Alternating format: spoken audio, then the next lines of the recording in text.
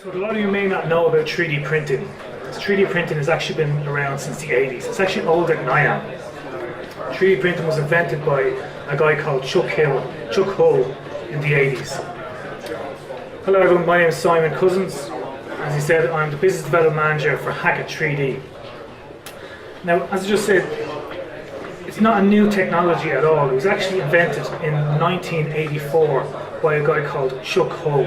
Okay, in 1983 he was using UV lights to harden table coatings, and he saw that the obviously material was expanding, and he decided why not look into printing materials in the same sort of way that's going to print in layers.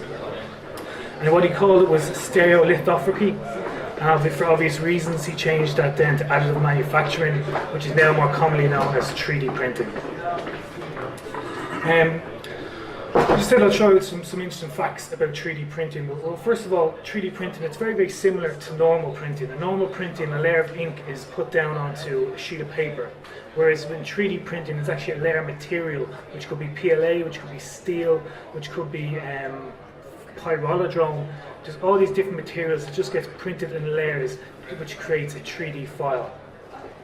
The industry is set to grow by 23% up until 2022. So there's huge opportunities in 3D printing, and it's definitely something that the construction industry should be looking into. There's way less of a wait time now for organs and for prosthetics because of 3D printing, because a lot of different, I'm sure you guys have seen the YouTube videos of different people who've had their legs amputated and have got a 3D printed leg to replace their leg. So it's really, really moving leaps and bounds in the medical industry as well. NASA as well, what NASA are planning to do, they plan to send a couple of people to Mars. Okay, but the problem with sending a couple of people to Mars is where you're going to put all the food. It's going to take about 5 years. So they're in the process of trying to 3D print food. And as weird as that sounds, they're successful with it. They've actually 3D printed chocolate, they 3D printed bread, and they 3D printed pizza. Now, unfortunately, I don't think people would survive for 5 years on that diet, but they're in the process of trying to get different sort of formulas to make different sort of foods. You all would have seen 3D printing in areas that you may not know. There's a lot of movies that use 3D printing. Movies like Jurassic Park, Iron Man, and The Avengers, and actually one of my favourites, which would be Terminator. They use a lot of 3D printing. Where people are going to really benefit with 3D printing is mass manufacturing. There's a huge amount of waste in mass manufacturing, but obviously with 3D printing there's little to no waste, so that's where we're going to get a huge sort of benefit. Okay, now does the construction industry need to be concerned about 3D printing? I need to look into 3D printing? The answer is yes. Okay, firstly, it's better for the environment, but more importantly for you guys, the bottom line, it's far cheaper than normal ways of constructing. There's a company in China who have actually, they've used construction waste and cement as a material to 3D print 4-walled sites. This was done in 2014. Okay, the only issue was they couldn't actually 3D print the roof, but that was it, and that was done in 2014. Quite a while ago. And then there's a company in Russia called Apis Core. Okay, I'm sure it's pronounced differently, but it's Apis Core is how it's spelled. And they've got this portable 3D printer that you bring into a site, you put it into the centre of the room, and it's got an arm that comes up and it prints in a circular motion, so it can print any sort of design. So it's not just a 4-walled construction. It can do the whole thing, including the roof. So it just goes to show you that the construction industry should be looking should be looking into 3D printing as new and more innovative ways to create buildings.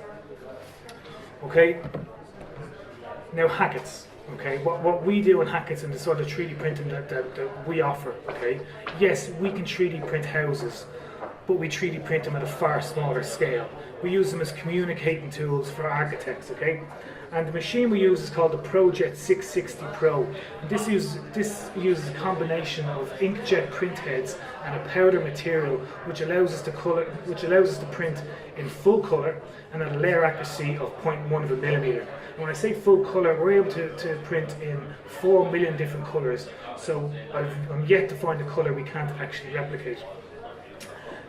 This is really, really good for time-sensitive parts, for meetings, presentations, or exhibitions. And one of the strong things about this machine is that the core powder material is the same as the support material, which means that there's very little waste. Okay. Also, we're able to, using dedicated print software, we're able to attach photorealistic imagery directly onto the surface of parts. Now, this is great for highlighting architectural elements such as roads, pathways, bricks, rivers, any sort of elements that you're trying to communicate. This is really, really good for that. And it's really, really good for highlighting pipework in MEP models as well. And inkjet technologies are favoured by the construction industry because of the speed and time it takes. Like, if you guys send us a file, and as long as we've got nothing else in the queue for the machine, we're able to print overnight, which allows us to turn around in usually 24 hours. Well, I can't really say that, my production team will kill me. I'm supposed to say 2 to 3 working days, but realistically, if the file is perfect, we can turn it around in about a day.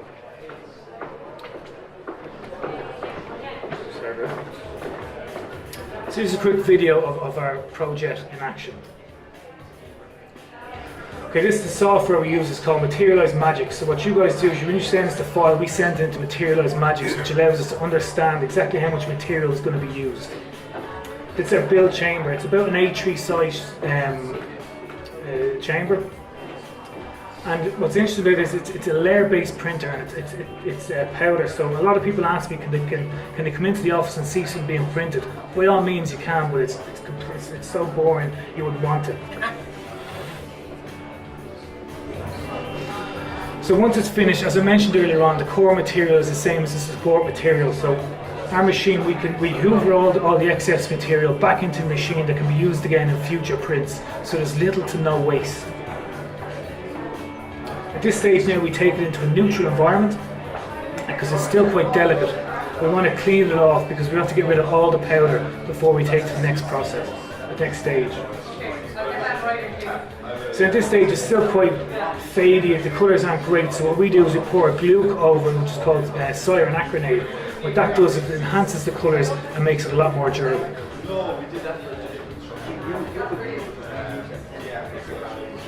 So there it is, once it's finished. It's a lot more appealing, I suppose.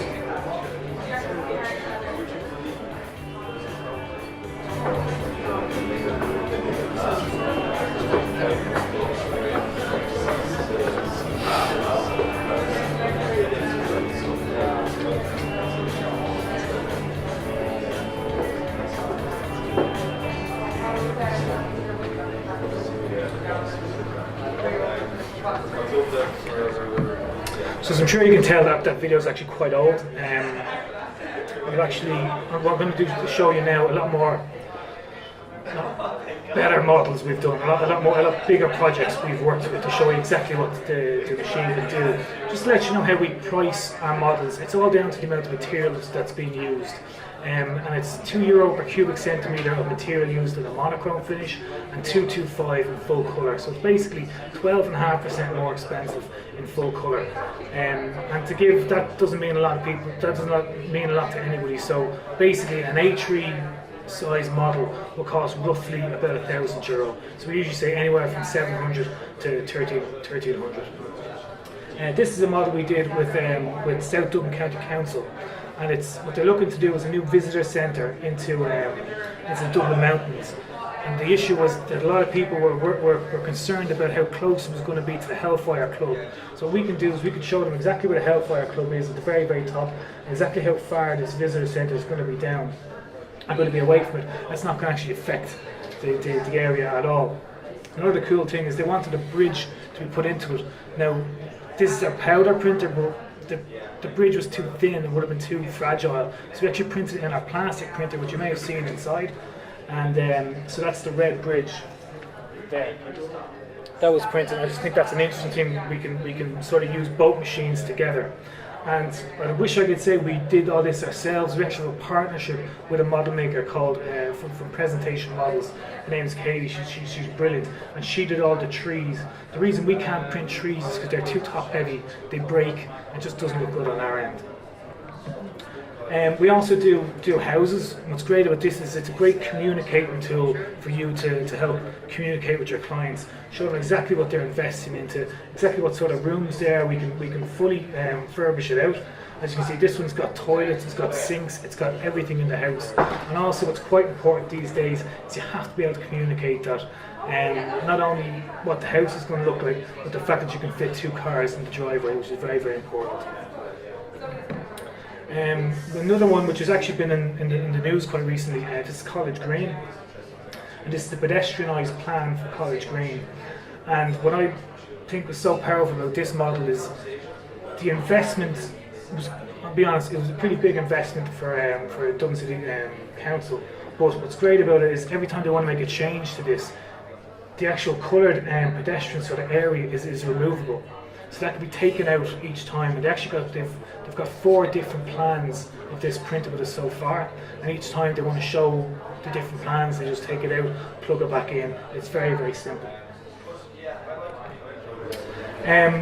We also do a lot of MEP models as well. Okay, now, this is actually Victoria Station Underground, and this was actually done in our London office. And the reason I'm communicating is because all the MEP models I've done before, I've signed NDAs and I can't communicate them. So unfortunately, I've had to use one from London, but it's a pretty powerful looking model. And what it is these are all the tubes down the bottom, and then what we did for it, just added thing, is we actually engraved all the road maps on top of the actual case, which shows exactly what it's going to look like from a bird's eye view. So that's 3D printing and how we use it at Hackett's. And now I'm here to answer any questions.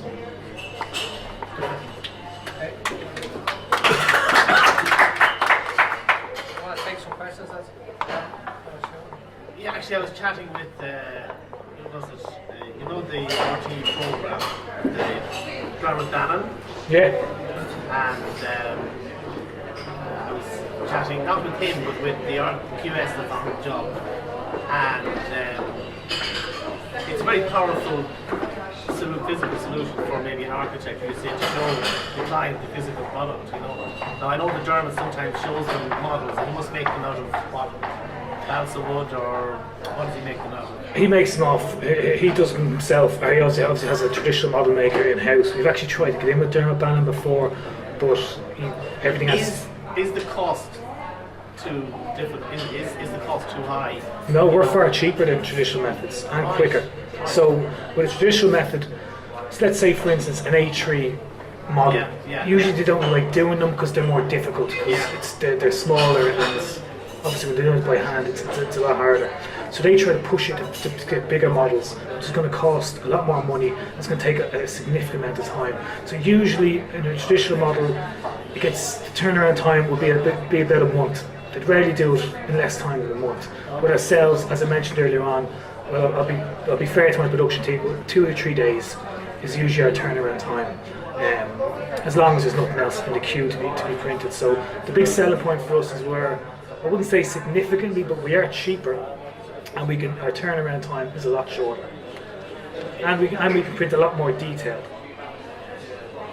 What about kind of advancing it to the next stage where, you know, manufacturers of, say, M&E services can actually print components, you know, print pipes and bends, and, you know, that you actually we can print anything, okay, absolutely anything. All we require is a 3D file. Okay, so if you can give us a 3D file, we can print it. The only limitations of our machine is that if you're going to scale something down, and if anything comes below 2 mils in thickness, it's not going to be able to support itself. So we can print anything. We've done MEP models, we've done big models with BAM, we've done big models with JPEX, we've done big models with all these big manufacturing companies, these construction companies. We're capable of printing whatever you can provide You for. haven't printed this stadium. We haven't been paid to do it yet. You could actually give it to the museum as a gift. We could. Can you fund it? I just wonder how much it would cost to print it apart. Let's say if we printed A3 size, okay, Yeah. and you wanted the whole thing printed in the interior, I'd say you'd be looking at about 1,300. And that's me just throwing it out there. That's not even chocolate. Chocolate could be sponsored by. That could be sponsored by Digital Technologies or something. Absolutely. I'll get talking to the lads later on. Sorry. Is there any other questions? All right. Thanks, everyone. Thanks very much. Thank you.